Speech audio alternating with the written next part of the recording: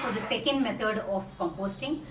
Take any container that you have kept ready for the composting process. Make sure it has a lid, and again layer the bottom with some dry leaves at the bottom so that any excess moisture from the greens can be absorbed, and have a proper lid for it. So this is a mixing method.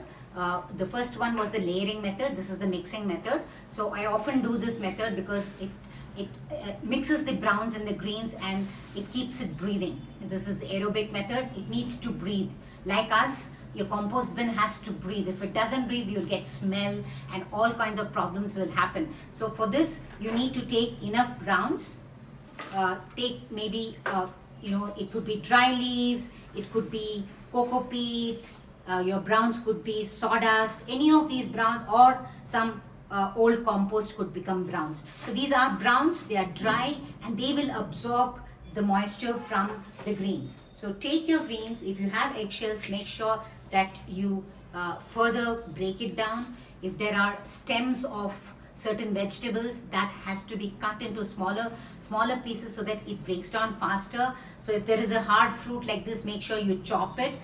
Then add some fruits, so you have the browns, you have the greens. Now you add the microorganisms. So the microorganisms can be your cow dung. It could be a little bit of cow dung just to add, or it could be buttermilk. If you don't have cow dung, it can be buttermilk, or store-bought powders. So even you can add a store-bought powder as the microorganisms that will accelerate the breakdown. And then you mix it up. When we mix the browns and the greens, it is much more easier to manage it, because there won't be much of water that comes out as the green starts to break down. And then this can be added to your compost bin. Say this is the first day, then close it and keep it. In case you need, you can also cover it with more browns, more dry leaves on top, and then close it. And then again, same process. Take all your green waste. This is probably the second day's green waste.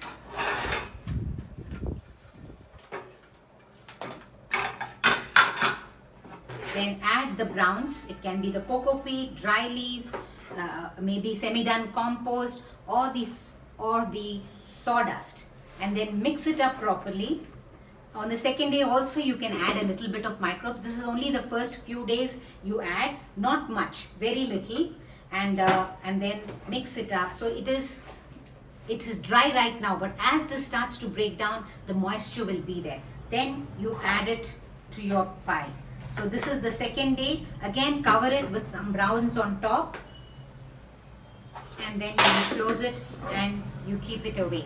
So this method, once in 1 week you open it, and then you turn the pile. You make sure that you fluff it up, you turn it up so that it stays aerobic in nature. It needs to breathe.